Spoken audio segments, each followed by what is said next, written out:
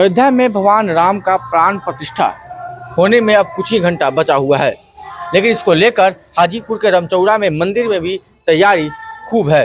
इस मंदिर का क्या महत्व है, इसके बारे में जानकारी लेंगे जो बाबा यहाँ पूजा पाठ करते हैं और रहते हैं। बाबा, इस मंदिर का क्या महत्व है? देखिए, अयोध्या में राम लला का अवतार हुआ था। माता कौशल्या का अवतार हुआ रामलला। वहाँ काकभूषुंडी आए भेंट करने के लिए। शंकर भगवान आए, गौतम ऋषि आए और श्रीमी ऋषि आए। सभी ऋषियों लोग वहाँ पर जुटा। गुरु विश्वामित्र जी आए। गुरु विश्वामित्र जी आए तो कहे कि हम 2 बालक हम दान लेंगे, बच्चा को हम दान लेंगे। तो वही गोद लिए चाहे दान लिए चेला बनाए रामलला को और लक्ष्मण जी का, गुरु विश्वामित्र जी। वहाँ का यज्ञ जब संपूर्ण हो चुका, वहाँ के कार्यक्रम संपूर्ण हो चुका, तो गुरु विश्वामित्र जी लेके चले बक्सर में। बक्सर में आए अपना यज्ञ ठाने। यज्ञ जब शुरू किए तो वहाँ तरुका राक्षस था, राक्षसनी, तो आकाश से उड़ के आती थी और यज्ञ का भंग करता था सब। तो 9 साल के अवस्था में पहला वध भगवान किए हैं तरुका का, रामलला। तरुका के वध किए, वहाँ का यज्ञ संपूर्ण हो चुका। तो वहाँ से चले तो सोनभद्र आए, जो आपका कोयलवा का पता है। सोनभद्र में आए, वहाँ पूजा किए हैं। छोटा एक मंदिर है सोनभद्र में। वहाँ से पटना आए, पटना से गंगा पार होकर इस धरती पर आए। ये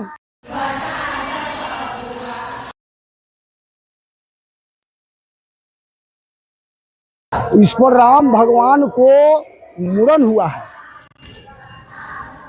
भगवान को यहाँ मूड़न हुआ है, माथा छिलाया है। तरुका के वध किया, वो प्रायश्चित का बदला जाना था जनक। पहले पढ़ा लिखा नहीं था तो और पढ़ा लिखा तो शुद्धिकरण से लोग बोलता है कि राम भद्र। वो चरण चिन्ह ओहे छोड़ के गए हैं, उसी चरण भगवान पूरा करते हैं। यहाँ पर आए तो गुरु विशाल राजा का पूर्वज हो चाहे विशाल राजा हो, त्रेता युग का यह बात है, आज का बात नहीं है, त्रेता का बात है। ये गंगा बहती थी, नारायणी नदी था। ये नारायणी गंडक जो आज है बुढ़ी, ये नारायणी नदी पूरा माह चलता था। तो नारायणी नदी का तट पर यह भगवान का मूड़न हुआ है और यह चरण चिन्ह जो यहाँ रख गए हैं, छोड़ गए हैं, इसी चरण चिन्ह का यहाँ पूजा होता है। वैशाली से विशाल राजा का पूर्वज आए, चाहे विशाल राजा होंगे उस टाइम में।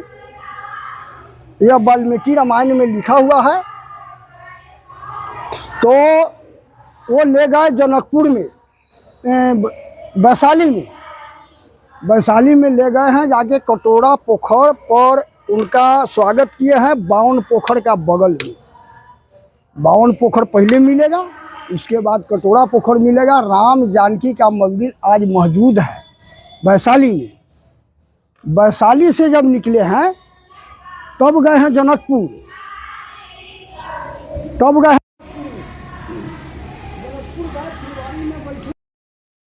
सारा फूल हरा भरा हो गया, कचनार हो चुका। गुरु विश्वामित्र जी बैठे हुए थे। माली आया, फूल तोड़ के ले गया, सीता को दिया। कहा कि हे माता, आज फूल कहाँ से लाया तू? तो कहा कि एक संत बैठा हुआ है और 2 बालक खेल रहा है अपना फुलवारी में। तो कहें कि ठीक है, हम पूजा करने के लिए गिरजा चल रहे हैं। सखी सबको बोला चला पूजा कर। सिया निकले मंदिर से, देखन गए फुलवारी। सिया निरेखत रामचंद्र के, राम निरेखत प्यारी, नैनो दोनों टरलो न टारी। राजा जनक जी ठाने थे धनुषा, तो धनुष था रखा हुआ, कुछ उपजा हुआ था। सीता ने उठा के धनुष का हटा के या पूरा बढ़िया से साफा सुथरा करके और धनुष के रख दिया। राजा जनक जी आए तो कहिन कि जानकी माई से कि ये धनुष कौन उठाया। तो बउआ के तो कहे थे कि कहीं साफ सुथरा कर दी हो। तो ये सीता से पूछे तो सीता कहा कि बहुत कुछ उपजा हुआ था पिताजी से, हम उठाकर इसको साफ सुथरा कर दिए हैं, प्रेम से पूजा कीजिए। राजा जनक जी पूजा किए तो उसी दिन प्रण ठान दिए कि जो धनुष तोड़ेगा उससे हम अपना सीता का स्वयंवर रचेंगे। देश देश में चिट्ठियाँ लिख दिए, चिट्ठी लिख दिए, देश देश को बिरलोग आए, बैठल सभा लगाए, छुई छुई धनुषा हारी गए हो, बिरलोग गए हो लजाए।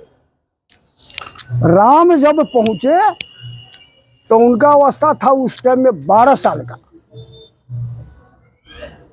गुरु आज्ञा लिए उठे रामचंद्र जी, धनुषा लिए उठाए, टूटत धनुषा सबद भय भारी, बिरलोग गए हो लजाए। जब धनुष तोड़ दिए तो एक धनुष चला गया पताल में, दूसरा धनुष एक चला गया आकाश में, वो जाके सेतमान या आपको श्रीलंका जाने के अवस्था में वहाँ गिर गया। सेतमान रमेश्वर पुल जो बना, एक धनुष का टुकड़ा वहाँ पर है। तब फरसा लिए परशुराम जी आए, बात बोले ऋषियाई, कौन वीर धनुखा के तोड़ा उनका के धनु बतलाई। परशुराम जी छत्री का खत्री करते थे, उनका सामने में वीर नहीं कोई अड़ता था। पहला भगवान परशुराम जी, दूसरा भगवान त्रेता में रामलाला, तीसरा द्वापर में वही रामलाला कृष्ण भगवान बने, वही लक्ष्मण बलिराम बने, है ना।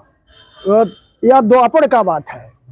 कल को लेकर के क्या तैयारी चल रहा है यहाँ? यहाँ कल का लेकर तैयारी है, कम से कम 5000 दीप जड़ेगा, रामायण पाठ होगा, गान बजान होगा, प्रसाद का वितरण होगा